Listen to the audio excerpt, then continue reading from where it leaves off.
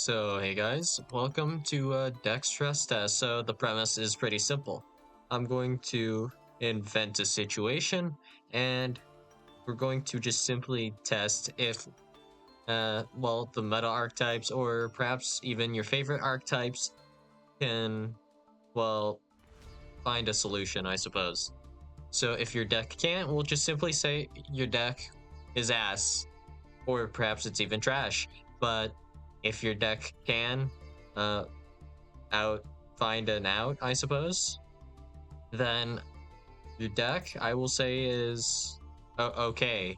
It doesn't necessarily even mean it's great, but it at least gets a passing grade. I'd say it'd be better perhaps if it had multiple solutions, but we'll see.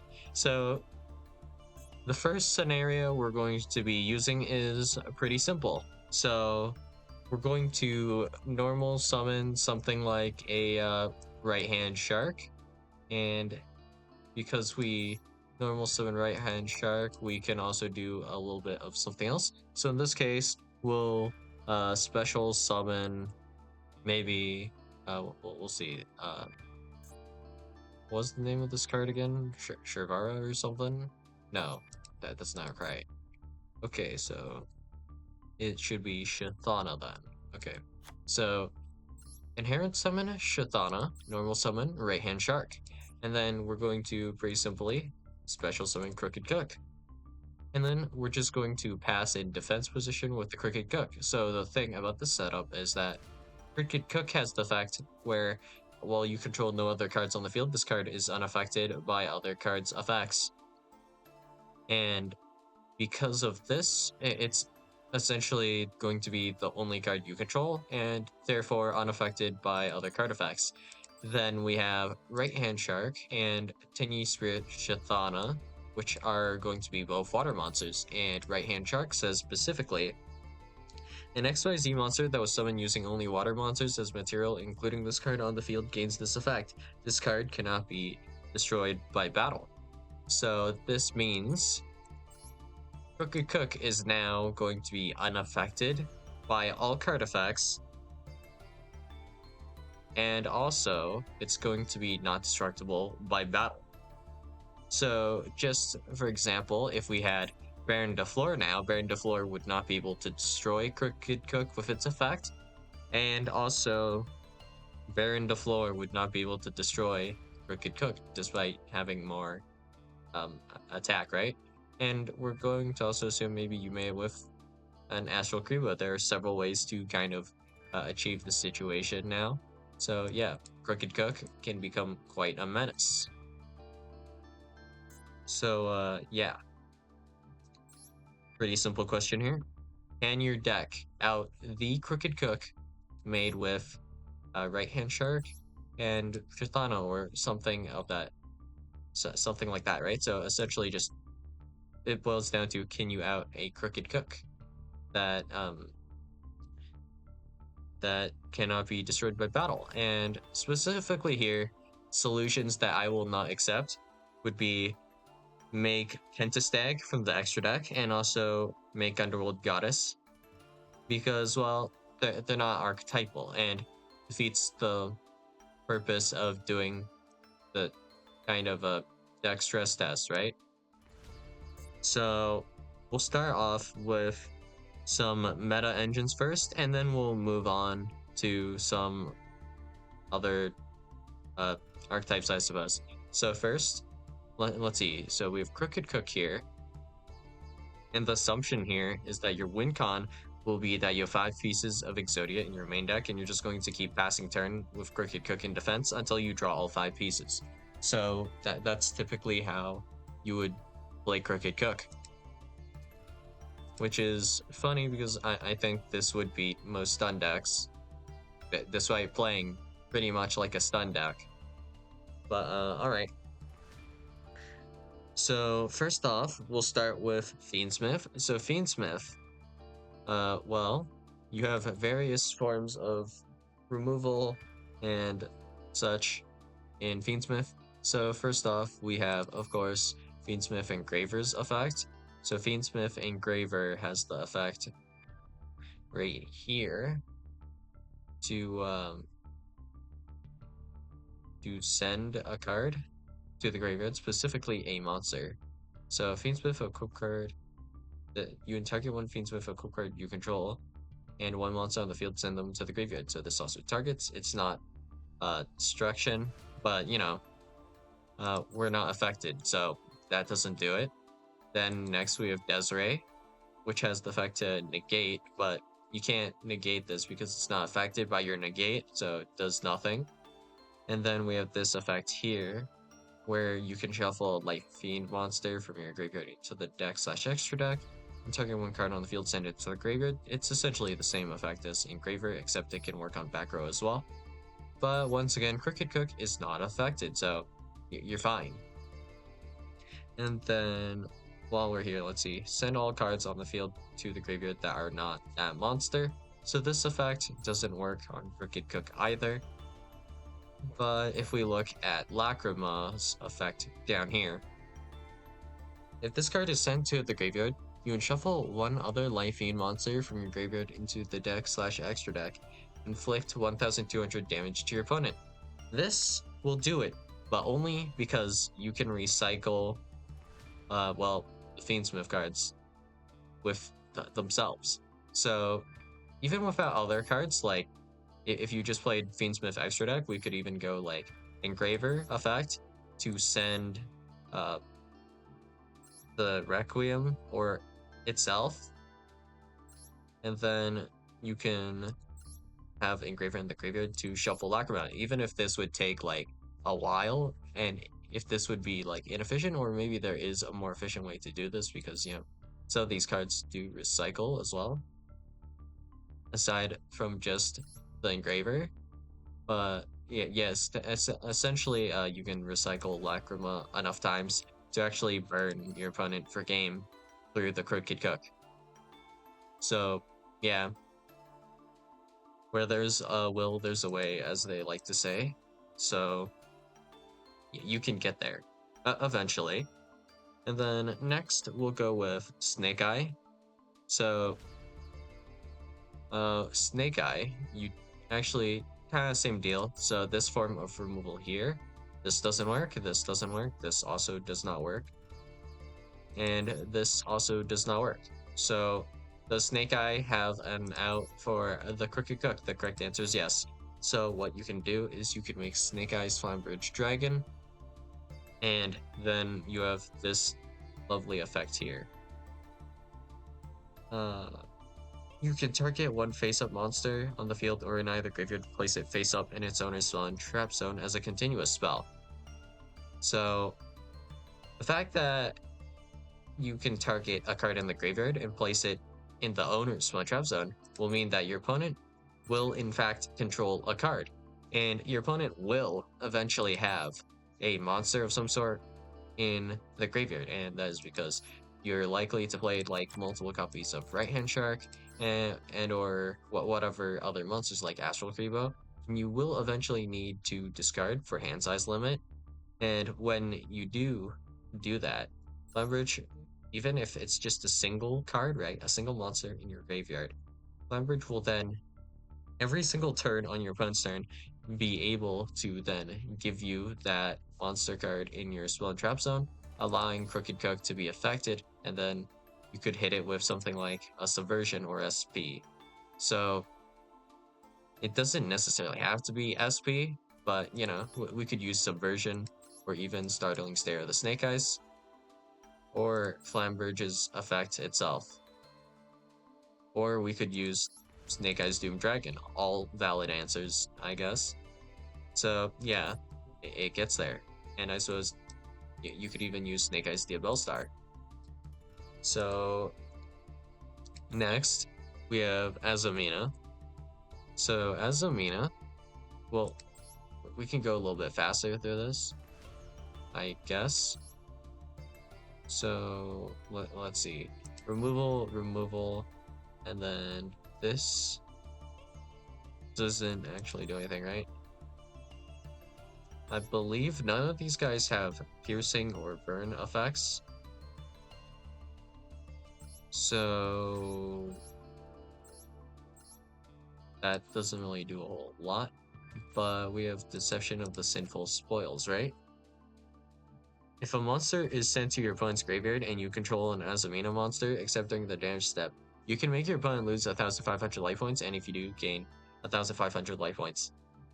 So this would be fairly reliable. Just having Deception of the Sinful Spoils out, because your opponent will need to have a decent sum of monsters to be able to make the Crooked Cook.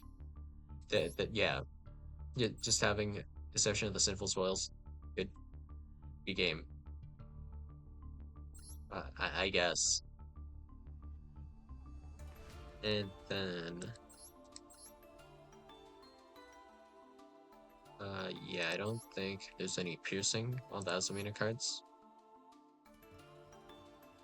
So let's see if they say anything about defense. Yeah, no.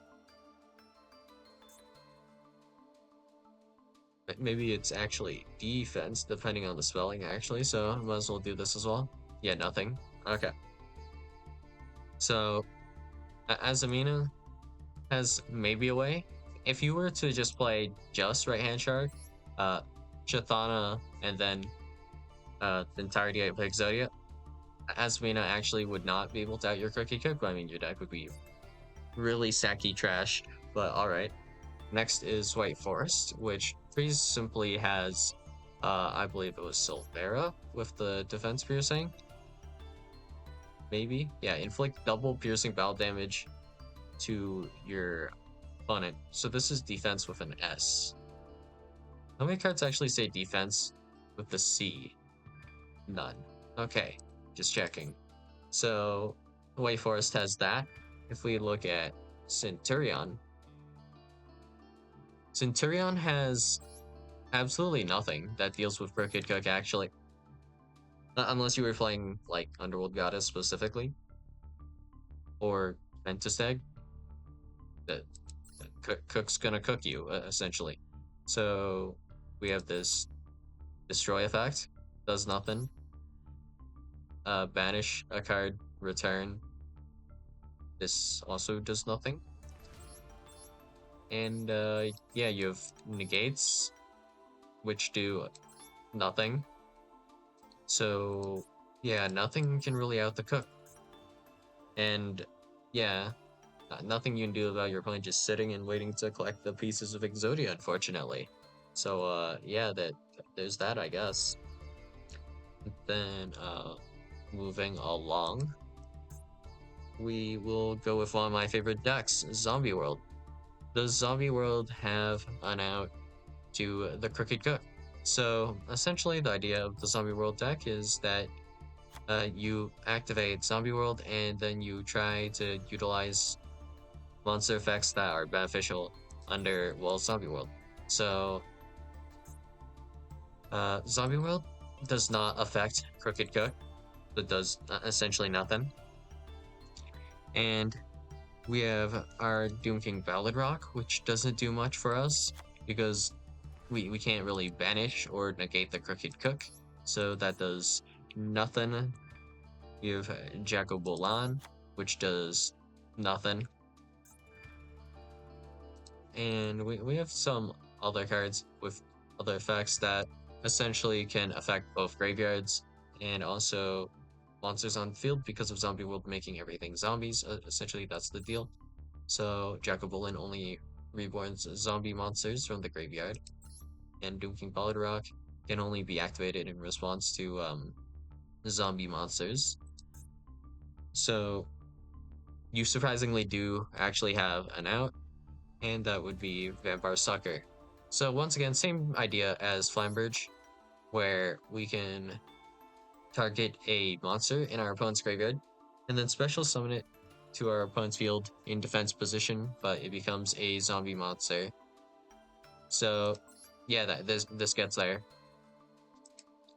And then if we're continuing on, we have Tillman. But actually, before we go through with Tillman, I guess we should go with Kashtira. So Kashtira can actually deal with the Crooked Cook.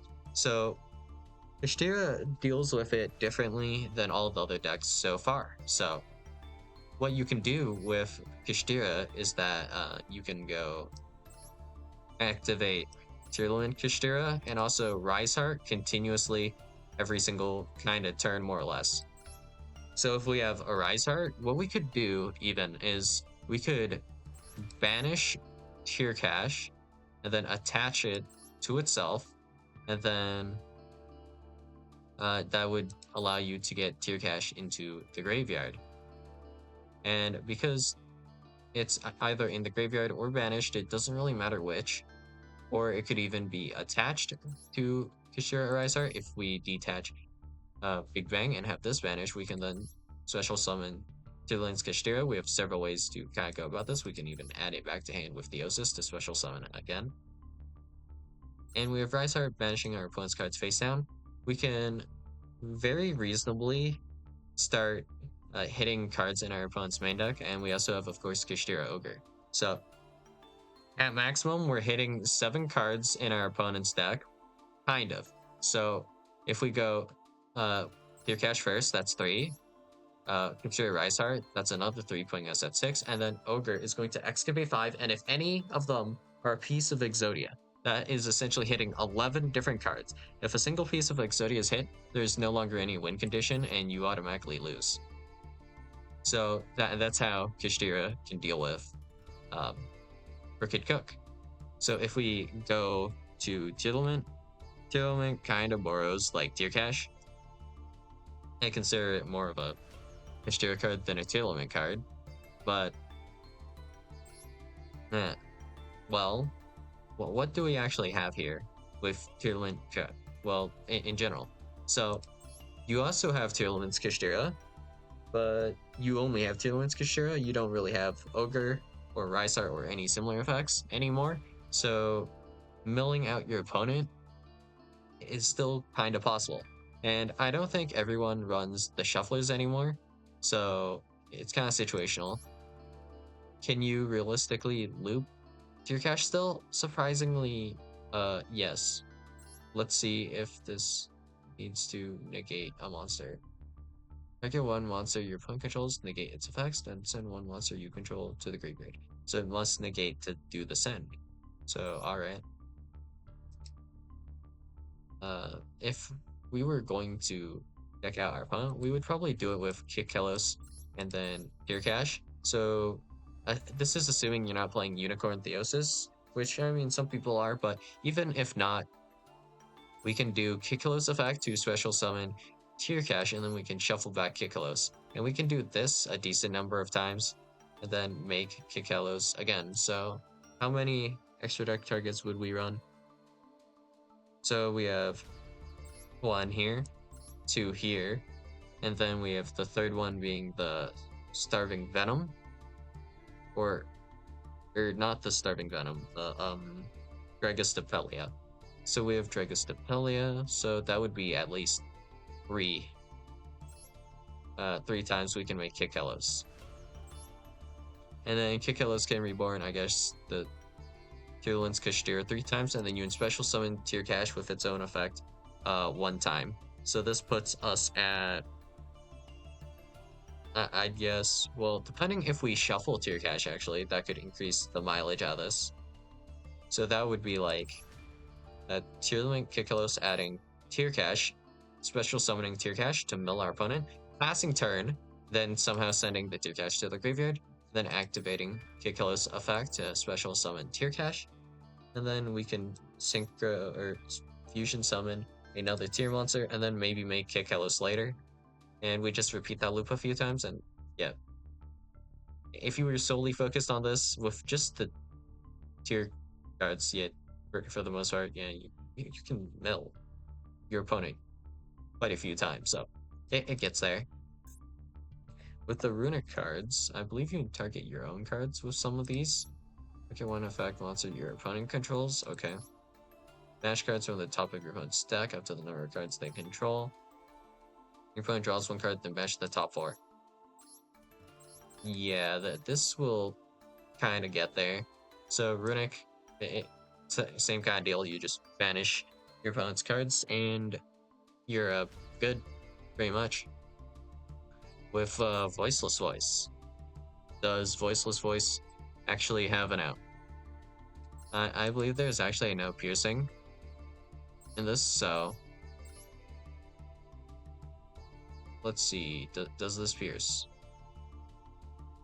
Discard one random card from your opponent's hand. Oh, I see. If you were actually playing this card, which I mean, no one is really playing this card, but if you were playing this card, you could snipe the Exodia pieces right out of your opponent's hand, preventing them from being able to win. So Voiceless Voice actually does kind of have an out to Crooked Cook. So that's odd, but if it gets the job done, I suppose. And then, let's see. If we were to play Spray, I don't think there's any defense piercing in Spray, so that doesn't really do it. For one of the worst ways to deal with a Towers monster I've ever seen, we have Altergeist. So with Altergeist, it's truly terrible. The only thing you have is Meluseek. So what you can do is you can summon a Meluseek, and then you can attack directly. And then the peak that you can achieve here is that you can have 3 Meluseek on your field, attacking your opponent directly every single turn for 1,500 damage, which is actually still technically slightly better than Azumina, because it's not like guaranteed that your opponent will discard a monster or send it to the graveyard by whatever means. So that's not guaranteed to happen. And because it's not guaranteed to happen, yeah, Meluseek is somehow just a little bit better. That's weird to say. Azumina being a little bit worse than Altergeist. Ah, truly a strange time we live in indeed. And then, let's see, let's go with Memento. So Memento, actually, but we'll see. We'll have to account for this. So this has 200 defense. Oh yeah, then it's easy. So with Memento, you only have Memento Land Bone Party, more or less, which has the effect of during your main phase, you bash this card from your graveyard, then target a Memento monster you control. If it attacks the defense position monster this turn, inflict piercing bell damage to your opponent. So all we have to do is use the graveyard effect twice of Bone Party to give our 5k guy Memento Tekudlika Combined Creation. We'll then have Piercing doing 4,800 damage to our opponent. So it gets there. If we have Sword Soul by itself, you actually don't have a way to really win, I don't think. So Longwon burns for 1,200 every time you send it to the graveyard. And you can only do this 3 times. If you were then also playing just the Sacred Summit, like if you were to have this maxed out, you would also need targets in the extra deck to make with Longwon, which is weird because Longwon's actually a level 6 monster. So the only feasible synchros that you could do in Sword Soul, I believe, are Synchro 10, and you only run 3 of those to begin with. So even if we could recycle the Longwon, we wouldn't necessarily be able to recycle our other extra deck monsters. And I don't think we have enough recycling even if we have Adhara. So I'm going to go out on a whim and just say that Sword Soul is not likely to actually be able to deal with the Crooked Cook. And the only way they would potentially be able to do so is Longwon Burn. So yeah, I'd boldly say they can't. And also there's no piercing, so it doesn't quite work. So yeah. And then if we go with Branded, their out is very simply Albion. Or yeah. But not this Albion. It would be let's see if we can find it. And here, Albion the Sanctifier Dragon. During your opponent's turn, quick effect, you can target 2 monsters in any graveyard, special summon both monsters, 1 to each field. So it doesn't matter what, but because there is going to be a monster on your opponent's field, aside from Crooked Cook, it will now be affected once more. And because it is affected, well, it can be affected by other card effects, then it will be able to be removed by something like a Mirror Jade or something. And also, you can technically do this every single turn, so even if you didn't have removal, that was a quick effect. Well, I mean, you do, but let's pretend you don't. Then, Crooked Cook can technically twice remove the cards that you control aside from itself. So you technically do that. But, alright. Let's move along and go with Blue Eyes. Does Blue Eyes have an out? So with the Blue Eyes list that's being played right now, let's see. Megia doesn't do anything. Twin Burst. At the end of the damage step, when this card attacks the opponent's monster, but the opponent's monster was not destroyed by the battle, you can banish that opponent's monster. It's not affected, so that doesn't work. So the only option you have, I believe, is probably, Chaos Max. Wow. Cool, I guess. So, yeah, all you have is make Chaos Max, so you would have to be playing Chaos Max, which most decks aren't. So, boldly, I will say right now, you can't have Crooked Cook in Blue Eyes, in your Blue Eyes list. Yeah, with pure Blue Eyes, unless you're playing exactly Chaos Max, you have actually no out to Crooked Cook. So, yeah, nothing you can do about this, I suppose. So, pretty awkward. While we're here, we have Yubel. I mean, it's not like the most elegant solution, but technically, if I summon like 5 Yubels or something, I could keep ramming into your defense position Crooked Cook and burning you like slightly with the battle damage. So I mean, it gets there. Eventually. And technically you'd play like that Grinder Golem thing, which also helps, having like a higher stat line than Crooked Cook, but I mean Crooked Cook can technically destroy that. But then you can technically phantom onto Crooked Cook effect because it's an effect that affects the effect and not the effect monster, making it so that you are affecting the effect monster, if that makes sense. I just wanted to say that. So, but essentially you're just changing the monster effect, which is still possible to affect. This prevents your card from being affected, not your card's effect, if that makes sense. So that's one way to go about it. And while we're here, I'll just say, Ice Barrier doesn't have any piercing as far as I know. Which, I mean, could be wrong, but, we'll see.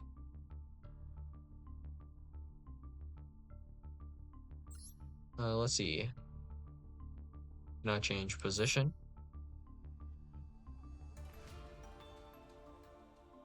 You bench this, then target 1 attack position once on field, change it to defense. Change it to defense position. But okay. Seems like there's no piercing. Alright. Because you have no piercing, there is no out to the Crooked Cook. And while we're here, I'll also say, Trip Tricks, no out to the Crooked Cook.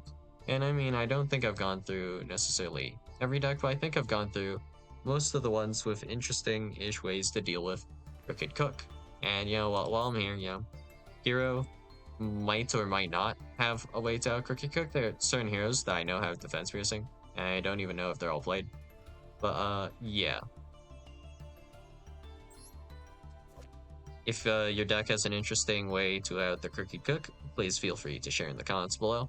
And yeah, that's all I got for you guys today. And you'll see you guys in the next video. Bye.